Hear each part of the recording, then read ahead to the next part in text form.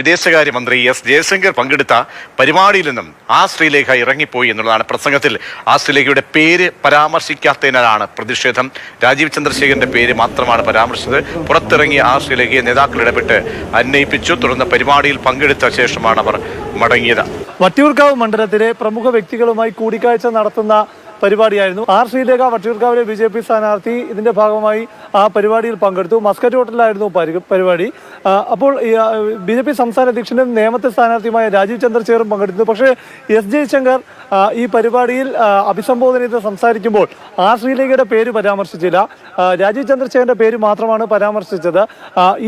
ഈ അവസരത്തിലാണ് ശ്രീലേഖ തനിക്ക് വേണ്ടിയുള്ള പരിപാടി അല്ലെങ്കിൽ പിന്നെ താൻ പങ്കെടുക്കേണ്ട കാര്യമില്ല എന്ന ഒരു നിലപാടെടുത്ത് പുറത്തേക്ക് പോയത്. ശ്രീലേഖ ഈ പരിപാടി നടന്നുകൊണ്ടിരിക്കുമ്പോൾ തന്നെ പുറത്തേക്ക് വന്നപ്പോൾ BJPയുടെ സംസ്ഥാന നേതാക്കളായ എസ് സോമൻ അടക്കമുള്ള നേതാക്കൾ, മേയർ VV രാജേഷ് അടക്കമുള്ളവർ, RSSന്റെ ചുമതലയുള്ളവരൊക്കെ ഉടൻ പുറത്തേക്ക് വന്ന് ശ്രീലേഖ അനുനയിപ്പിക്കുന്നുണ്ടായിരുന്നു. ഈ തെരഞ്ഞെടുപ്പ് പ്രചാരണ തിരക്കിനിടയിലും ശ്രീലേഖയ്ക്ക് വേണ്ടി പങ്കെടുക്കുന്ന അല്ലെങ്കിൽ സംഘടിപ്പിച്ചൊരു പരിപാടി അല്ലെങ്കിൽ പിന്നെ എന്തിനാണ് താൻ പങ്കെടുക്കേണ്ട കാര്യം എന്ന ഒരു അഭിപ്രായമെല്ലാം പങ്കുവച്ചു. പക്ഷേ നേതാക്കൾ ഇടപെട്ട് പിന്നീട് അനുനയിപ്പിച്ചാണ് ശ്രീലേഖ തിരികെ ആ പരിപാടിയിൽ പങ്കെടുക്കാൻ ശ്രീലേഖ ഇത് എത്രാമത്തെ തവണയാണല്ലേ ഇറങ്ങിപ്പോകുന്നത്?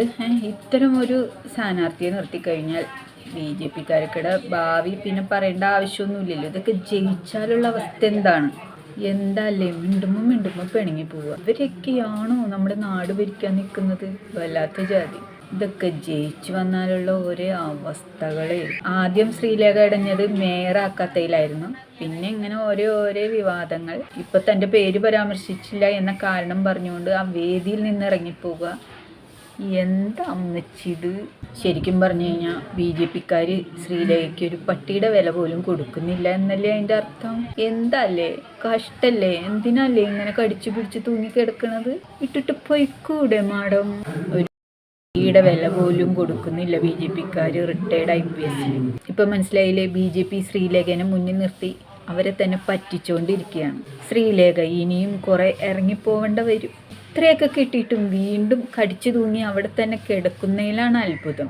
എന്തായാലും ഇടയ്ക്കിടയ്ക്ക് ഇടയുന്ന ശ്രീലേഖയെ പാർട്ടി തന്നെ അനുനയിപ്പിക്കുന്നുണ്ട്. എന്താല്ലേ? വല്ലാത്ത ജാതി.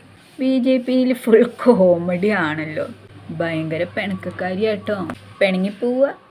കൊണ്ടുവരിക ഇത് തന്നെ നടന്നുകൊണ്ടിരിക്കണം. അപ്പം എന്തെങ്കിലും തീരുമാനത്തിലെത്തിട്ടോ. അവർക്കറിയാം പിണങ്ങിക്കഴിഞ്ഞാൽ പാർട്ടി ഉടനെ തന്നെ പിറകെ വരുന്നു. പക്ഷെ പാർട്ടി ഇവർക്കൊരു പുല്ലിൻ്റെ വില പോലും കൊടുക്കുന്നില്ല എന്നതാണ്. അത് മനസ്സിലാക്കി ഇനിയെങ്കിലും അമ്മച്ചി ഇങ്ങനെ കടിച്ചു തൂങ്ങി കിടക്കാണ്ട് ഉള്ള സമയത്ത് വേറെ ഏതെങ്കിലും പാർട്ടിയിലോട്ട് പോവാൻ നോക്ക്. അമ്മച്ചീനെ ഇവന്മാർ പറ്റിക്കുക.